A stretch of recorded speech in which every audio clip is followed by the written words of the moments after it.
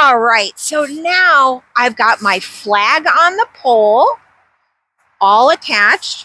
I've got my anchor right here in the ground.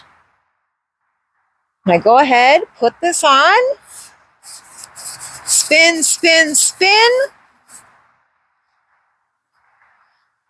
Let me get my beautiful flag out here. And here we go. This looks fantastic. 10 feet high. If the 10 feet doesn't work for you, you can take out poles and adjust this to the height you want. I might like it even a little higher, but 10 feet is great. And there she is, Old Glory. I think you'll love it. And this is how the flagpole came. Very compact.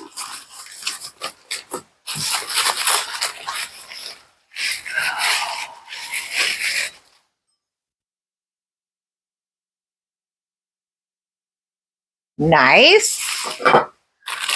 And then here is the hardware that the flag is attached to. And then this is one part for in the ground.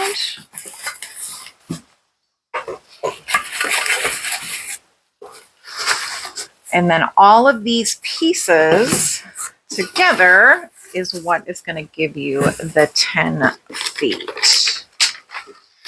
Let's put it together.